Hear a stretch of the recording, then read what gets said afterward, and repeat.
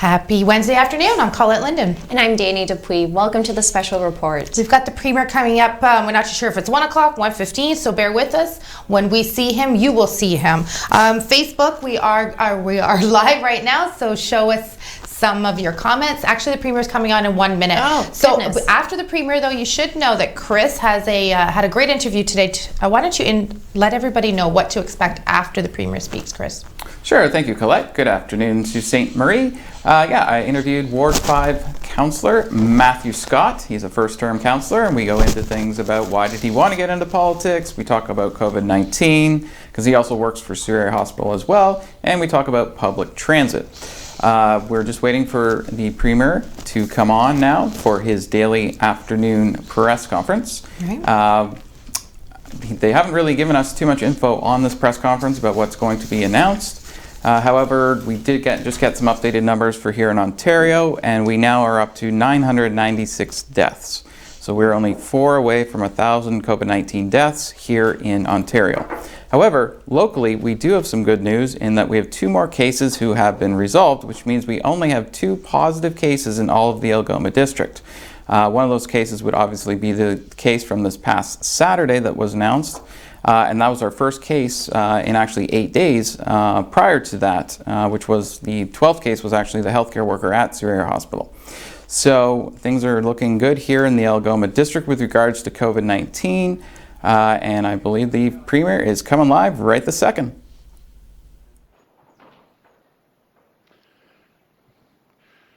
Well, good afternoon. Today is about supporting those who are supporting us. Supporting those on the front lines who are doing their part to keep our province running. Making great sacrifices to fight the people that are out there and supporting us day in and day out. Well, my friends, I'm going to be very frank. The screen went on me, so I'm going to go talk from the heart here.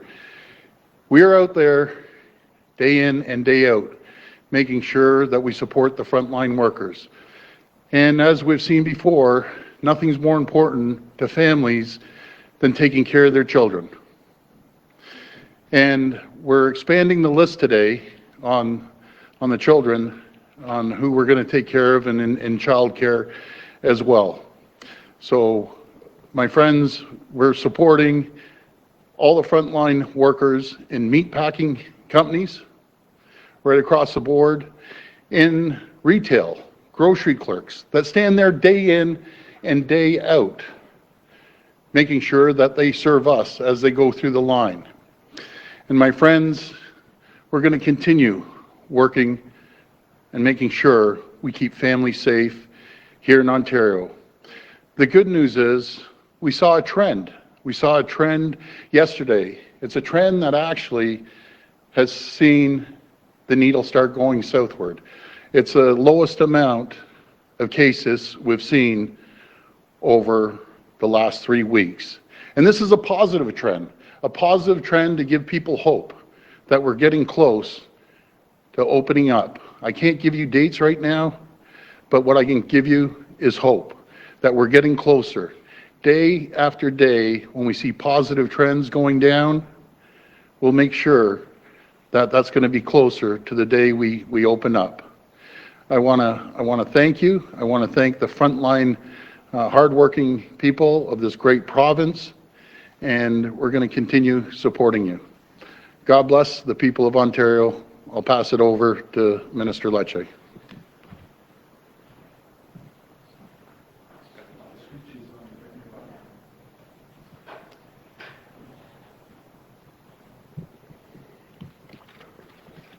Well, good afternoon. Thank you all, and thank you, Premier. Every day, in virtually every way, workers on the front lines are making a difference in this province. They ensure our shelves are stocked and our families are fed. They care for our seniors and provide life-saving medicine to those that need it. They are our women and men in uniform who courageously serve to protect our people and our country. These are Canada's heroes in many ways, and they deserve all our full support. The Premier made clear we must do whatever it takes to assist those on the front lines, to give them the relief they deserve as they work around the clock throughout the COVID-19 outbreak. We've unveiled a program, as many provinces have, to provide emergency childcare to those workers. Since we first unveiled that emergency childcare program on March 22nd, we've taken a staged, cautious, responsible approach to ensure safety remains paramount. And I'm proud that Ontario will support more frontline workers today by expanding that list of individuals who are eligible to receive emergency childcare in this province. And the list includes staff in grocery stores and pharmacies, those that work in retirement homes, Ontario truckers, the Canadian Armed Forces, and those that support Canadians who are deaf or hard of hearing. While we are expanding those that are eligible, we've heightened our strict health and safety protocols for those centres under the consultation of the local medical officer of health. This phased expansion is supported by the Chief Medical Officer of Health, knowing that we have put in place strict guidelines and protocols and that we have taken a zero-tolerance approach when it comes to keeping kids safe. Those guidelines ensure that no site could exceed 50 people, that these centres must be thoroughly cleaned every day before opening, that all staff must be screened before they enter the centre, that a plan is in place and supported by the local health authority should an outbreak occur, and that visitors are not permitted to enter the centre at all. Everyone is screened upon arrival, and everyone that has any sign or symptom is not permitted inside. Zero tolerance, folks. Now, as I conclude, I just want to thank our childcare workers and those operators working hard to support our frontline workers and for taking safety seriously. Thank you. We'll go to the phone line for questions. First question. First question comes from Robert Benzie from the Toronto Star. Please go ahead. Hi, Robert. Good afternoon, Premier. It was hoped we would see 19,000 COVID-19 tests a day by mid-April, but we are near the end of the month, and yesterday we didn't even crack 12,000. And I'm just wondering why this is continuing to lag, and what...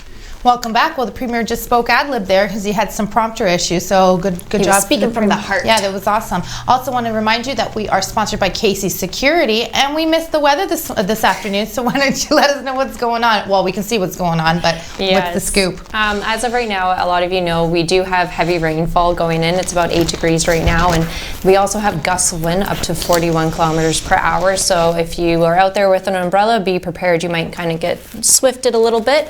Heading into Thursday, it's looking to be a high of 9 with low of 6, and again, heavy rainfall. You're anticipating 35 to 45 millimeters of rain for the next 2 days. And on Friday, it was at a high of 13 this morning, but it's slowly gone down to 8, and we're looking at a low of 6. So this is our daily weather update. And we will be going over to Chris because he's got a pretty interesting interview with Councillor Matthew Scott. Over to Chris.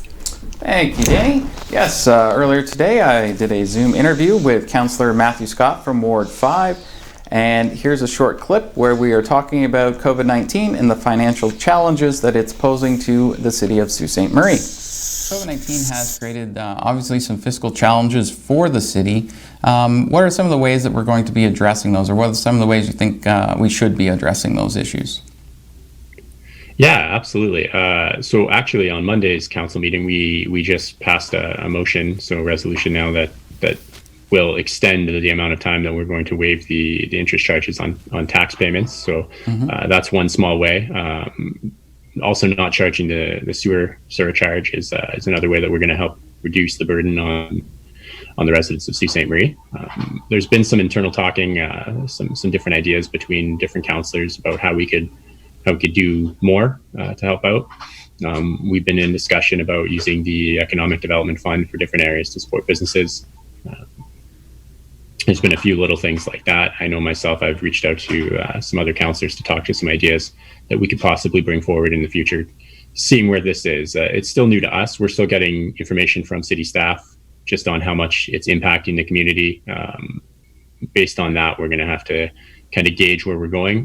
We're taking things in 2 week chunks as well as the province extends the state of emergency orders. So this next one, I believe, goes to May 12th, brings us to the day after the city council meeting. So the next city council meeting being on May 11th. So I'm sure we'll have some more discussions then about this. It is tough though. On a good year, the budget isn't. It's not easy. So this will definitely impact it. We are aware of some areas where we're going to suffer maybe next year when doing the budget. So I think we've got some plans. It's been hard, but I definitely think that we've got some plans to further.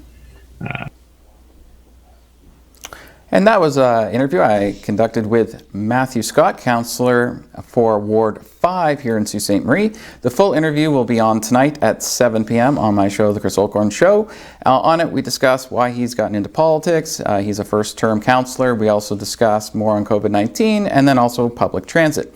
Now, we just received a question on Facebook Live, and if you do have questions with regards to what's going on with COVID-19 and other stuff going on in our community, feel free to use Facebook Live to ask us a question. And so we got a question here from Coralie, and she said, how do we as frontline workers apply for pandemic pay of $4 per hour? It should automatically just be put onto your paycheck at work. So if you work for the hospital or a nursing home or wherever you are working that you qualify for that $4 per hour, it will just be automatically put onto your paycheck. So I hope that answers your question for you. If you have any further questions, I would contact Human Resources where you work, and they'll be able to explain it in more detail to you. Back to the desk. Thanks, Chris. Wish we had something added to our paychecks. Just kidding. They deserve it.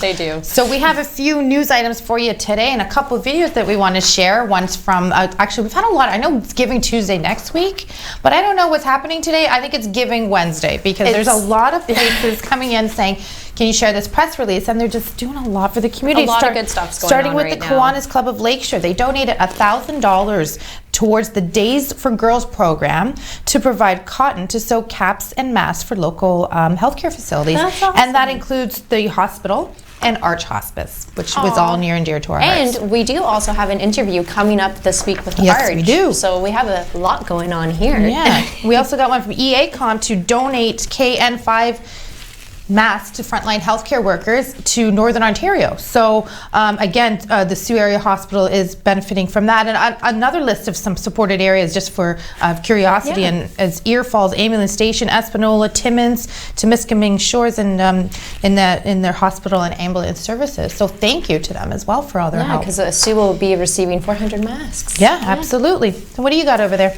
Oh, I got some fun stuff going on. But I'm not sure, did we want to do the video first? We can totally do that. So friends of the family, my family, are in Hamilton, have a daughter named Sadie, and on their Facebook today, and Kevin and Janet are their mom and dad, and she's just so cute. I laughed my head off. I had to share it in the office, and then I had to send them a text. Please let me share this on the show. So I just want to share this with you. It's a very important PSA from a very cute little girl in Hamilton. Hello, I am the Mary Running Show. What do you want to do today? I am in the office. And this is Dad, and that is Grandma, and this, the table, is Sam, and Haley is over there, and my mom's right there, and Daddy's right there, and I'm here. Thank you for everybody being so nice. And so nice from the coronavirus. Stay home safe and keep grocery shopping. And so at the end there she says, love you. I don't know if you got to hear that. But yeah, so stay home safe and keep grocery shopping from Sadie. Thank you, you sweet little pea. We appreciate that. And you have a video to share too from Cass. From Cass. So Central Algoma Secondary School sent this in. It was posted by a few teachers. So Charlie Cook, a guidance head at Cass, proposed the idea of writing and recording a John Denver song, Country Roads, a Cass favorite. So what some of the teachers did is they just kind of reworded it and put this up for their students to see. You know, they miss them. It's a really great Well, you video. don't really see it at the high school level. You see more at the elementary school level. So that's kind of cool. And Mike will be queuing the video up any second now. Here it is. Me to my homeroom and the teacher starts my day. Driving down by school, I get a feeling that I should have been there yesterday. Yesterday, country roads take me home. Good song. And if you want to watch, we can have our own a cappella group right here. And if you want to catch the rest of that video, just tune in to Sioux Online or go to our YouTube channel and it will be there. Well, it is International Dance Day too. Hey. Jazz hands. I'm a wicked dancer, love it. I always do the dance offs with the kids in the kitchen. Be like, oh, that's so much fun. But I fun. get very competitive. I don't want to very competitive. So on that, I know that Algoma University has released a few updates today, and one being about around International Dance Day. So at the Algoma University, I'm not sure if many of you know this, but they actually have 3 campuses. There's one here in Algoma, there's one in Brampton as well as Timmins, and all 3 campuses have collectively grouped together to work on kind of like their own little community to keep their students in tune. So as you know, they've started the Support Student Fund that they've recently started, I believe, last week. And they also introduced today a TikTok challenge for all of their students. Ooh, They're cool. also holding like virtual hubs. They have virtual yoga classes. It's like a really amazing platform right now to keep all their students together. They're even having just little speakers, podcasts. What else they got going on? Virtual tea parties. It's pretty nuts what Algoma is doing. different. And you know what? Hopefully we'll be setting up an interview with Megan Parlow, for their sure. communications officer, to discuss further. So There's so much to discuss with them. I know they're doing a lot to involve their students and keep them engaged, but also what's going to happen in September. I heard that maybe some classes that are smaller scales, they might start at home and eventually move to in-class, or maybe if it's a smaller, maybe there's classroom sizes that could be an issue, maybe just keep them virtual. So we should be connecting with any post-secondary institutions about what's coming down in September. yeah, they're even talking about how to set up for registering online and stuff like that. So that's starting. Well, now that's the time, eh? You find it if you're in. Okay, so we have Grand Gardens, who's just added themselves to Algoma Marketplace. I don't know if you've been there, but food is awesome. Delicious. So if you go to SiouxOnline.com, click on Algoma Marketplace, you will see that Grand Gardens has been added. There's also some other stuff on there. You might want to go some online shopping to shop local and stay local. What about some complimentary memberships that got going on the Commerce and a survey? Actually, start with a survey for the Chamber of Commerce. Chamber of Commerce did a survey to just kind of see how local businesses, non-for-profits are doing, and the results have come in. I know that we discussed there was a 20% decline going on right now about products and services and just sales. In their quarterly. Quarterly. I'm going through and trying to find it. Here we go. We had lots on there actually. So in the survey, they put together a list, how many employees did you typically have to lay off? They really got into the nitty gritty of, what's going on with their businesses. And what is it? They even said to, there's a low for rent. Honestly, guys, this is probably my fault. I only read a little bit of it, so I'm just going to say it out there too, because as you know, we're getting locked, so that's my fault. Okay. No. It's So my you know fault. what else they're doing though? They are offering complimentary memberships. That's right. To offering basic memberships to any Sault Ste. Marie business organization who's not currently a full member. So I encourage you guys to go to the Chamber of Commerce website, find out about the survey that we do have posted on our website, and find out. I mean, if you're not a part of the chamber, be a part of the chamber. We are, and we do get to go to the they offer different meetings. deals too locally and stuff like that. Well, they've been very supportive, and they have helped us with the hashtag In This Together initiative that we're doing here in town. Also, this was an interesting one. Funeral homes are dealing with a wave of backed up memorial services. So unfortunately, death doesn't stop in the middle of a pandemic, and in fact it increases just for some. So for some families, unfortunately. So what's going to happen to those who weren't able to honor the life of the person who had passed away during this time?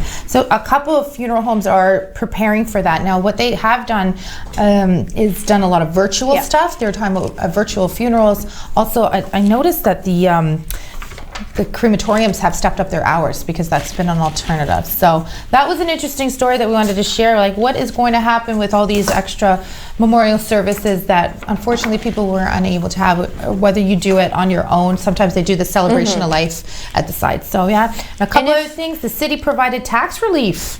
Did you hear about that? I did. Just a little bit of it, actually. Just a little bit. They're just giving an extension, so it won't be penalized if you're a little bit late in your payment. And as many of you know too, the deadline for taxes is tomorrow, but that was extended till June 1st for your personal taxes. So don't forget that if you don't apply kind of by tomorrow, there's certain GSTs and baby booms. Yeah, you won't get your additional cash from the government. And come on, we want our cash from the government. So file your taxes, and Liberty Taxes is open for that. So when we come back from commercial break, we are going to throw to Chris with his updates and some more knowledge from the man in the corner over there. And we're also going to do some roundtable, which we'll talk about when we get back after this commercial break.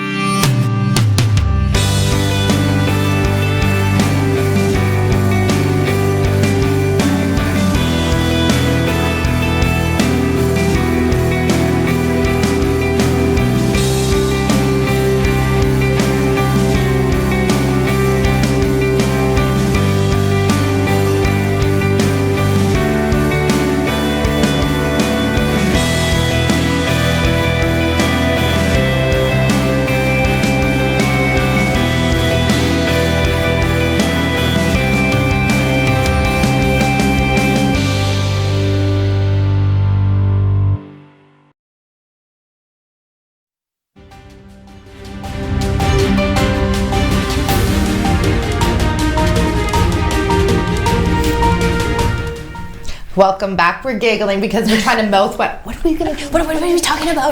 Normally we do sit there and just, okay, we're talking about this next and pass notes to each other. Sometimes I just can't hold the laugh that's on my face because I suck at that. Okay, so today's roundtable we'll get to after Chris's update, but just so you know, we're going to banter some about the 3 stages of opening the economy. So just as a prelude to that, Chris, what's your update about the economy?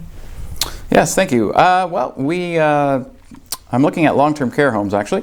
And the long-term care homes, I started to talk about this morning, but that's where most of the outbreaks have been happening. And some figures came out today that long-term care homes and senior homes combined account for 79% of all the deaths from COVID-19.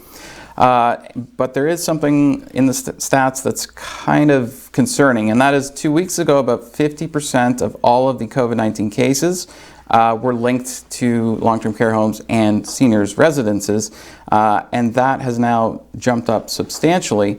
And the death rate in those homes is actually 5.5% versus people in the general public. Their death rate is only at 2.2%. So there is some concern there, obviously, in long-term care homes, also in our prison system. Some news just came out about a prison in San Francisco where over half the people tested positive for COVID-19.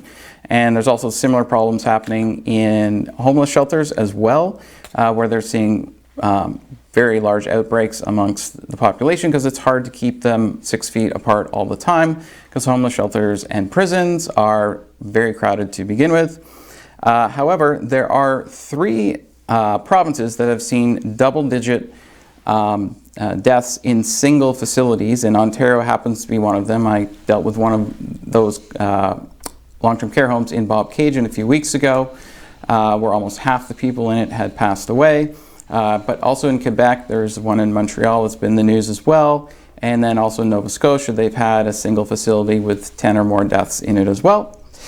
And there is some promising stuff in the data today, and that is that back in March, our cases of COVID-19 in Ontario were doubling every 3 days. Now our cases are doubling every 16 days. So we're starting to see what they call flattening the curve.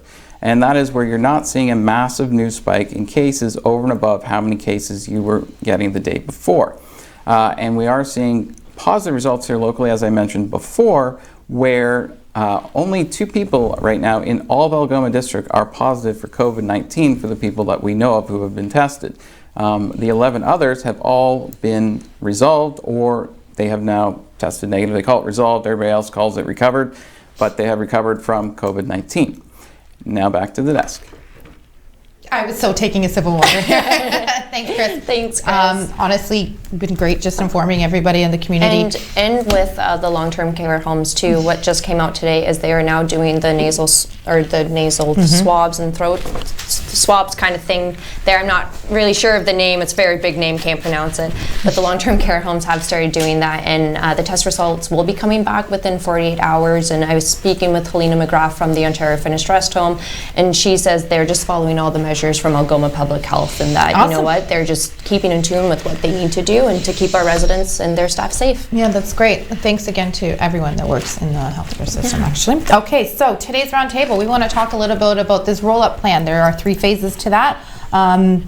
We know that everything's shut down till the end of May, but I would think by the beginning of June, we're going to see this roll out. Now, I don't know, Chris, maybe obviously you're the man I'm going to go to for your expertise on this, but from what I gather, you've got 2 to 4 weeks. They're going to open some non-essential businesses, maybe some parks, and go from there, but maybe do it for the 2 weeks and then check if we've got more cases, less cases, so perhaps each stage might be a minute each. What do you think?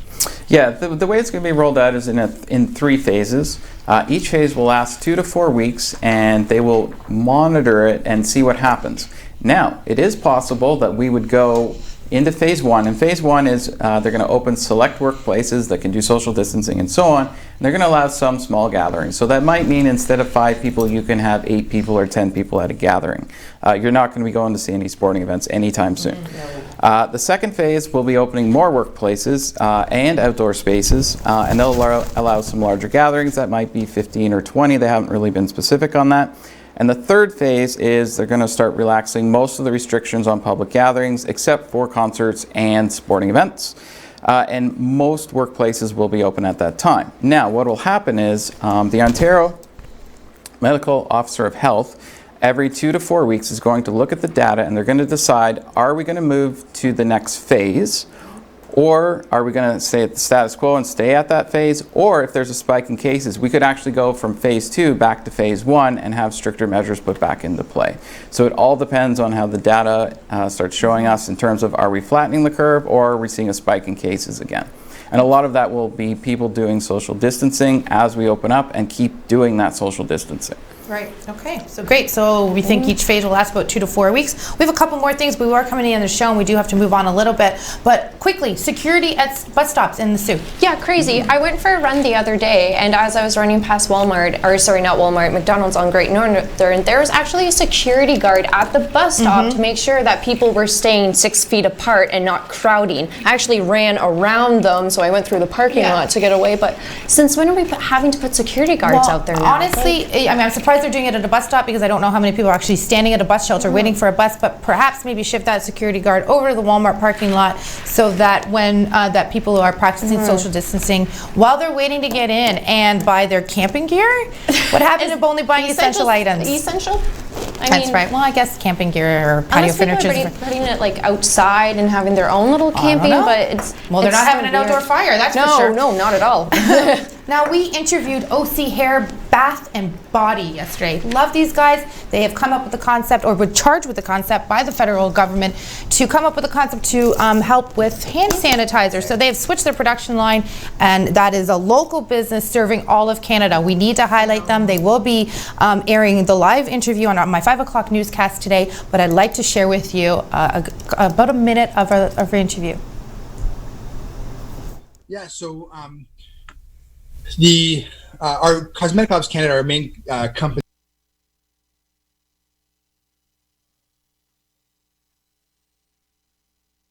was hit in January, February. Most of our products are exported to Europe and to the United States.